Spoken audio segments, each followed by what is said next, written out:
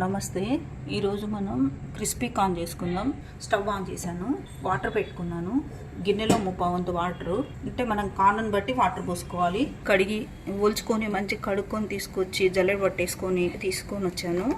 ఇవి దీంట్లో వేసేసాను. వాటర్ అంతా తీసేసి జల్లెడలోంచి ఇవి తీసుకొచ్చాను. ఇలా ఉండాలి వాటర్, ఇంత ఉండాలి. కలపాలి. మరుగుతున్న నీళ్ళల్లో స్వీట్ కార్న్ వేయాలి. ఒక 1/2 స్పూను ఉప్పు వేద్దాం, చిటికెడే. దీని మీద మూత పెట్టేస్తాం. స్వీట్ కార్న్ వేసిన తర్వాత ఒక 5-6 మినిట్స్ ఉంచుదాం. ఒకసారి ఉడికినాయా లేవా చూద్దాం. చక్కగా ఉడికినాయి చూడండి, ఉప్పుగా అయినాయి.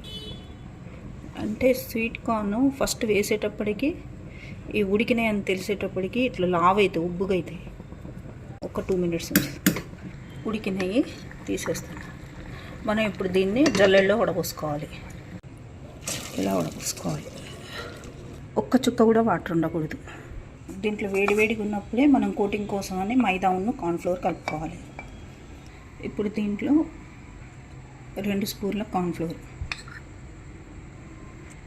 2 స్పూన్ల మైదా,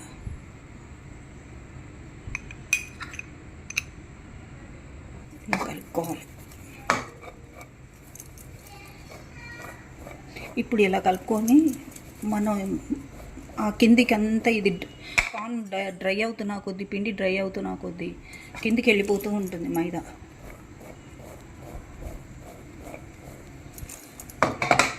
ఇలా కలుపుకోవాలి. చక్కగా పట్టుకుంటుంది చూడండి. ఇది ఎండిపోతుంటుంటే పిండి విడిపోయి కిందికి వచ్చేస్తూ ఉంటుంది. ఇప్పుడు డ్రై అవుతున్నాయి. అప్పుడు వెంటనే చక్కగా పట్టుకున్నాయి, తెల్ల తెల్లగా ఉన్నాయి. ఇప్పుడు కొంచెం ఎల్లోగా ఉన్నాయి. మళ్ళీ దీంట్లో కొంచెం ఏం చేయాలి అంటే మళ్ళీ కొంచెం కార్న్ఫ్లోర్ను, మళ్ళీ కొంచెం మైదా వేద్దాం. మీకు ఎన్నిసార్లు అంటే అన్నిసార్లు పిండిని వదలకుండా ఉండటానికి మీరు ఎంత కావాలంటే అంతే.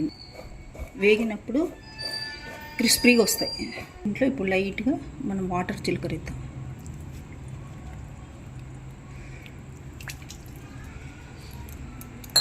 మళ్ళీ వీటిని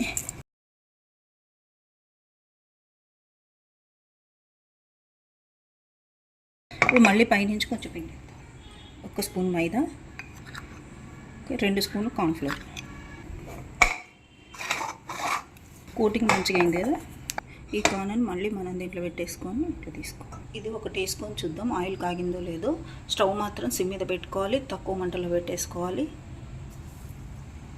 మంచిగా కాగింది నూనె. ఇంకో సిమ్ మీద పెట్టాను చూసారు కదా. ఇప్పుడు వీటిని వేసేయాలి. ఇవి పేలుతాయి, చాలా జాగ్రత్తగా పెట్టుకోవాలి. మనం మూత రెడీగా పెట్టేసుకోవాలి.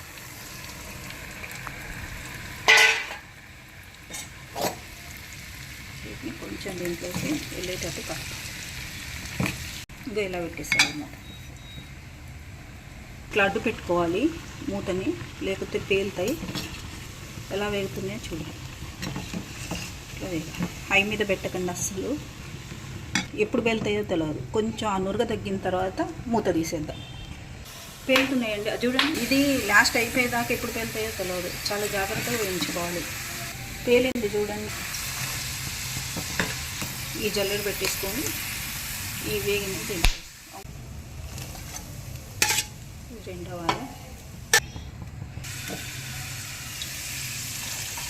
స్టవ్ వెలిగిస్తున్నా.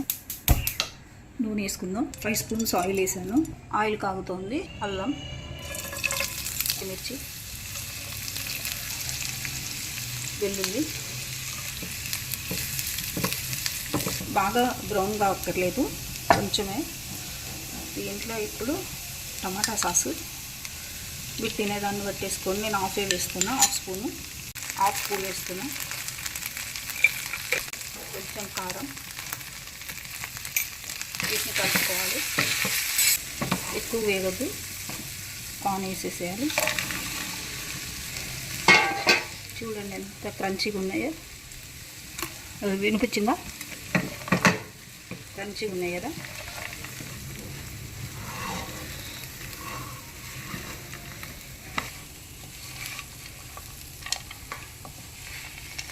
చక్కగా వేగినాయి కదా.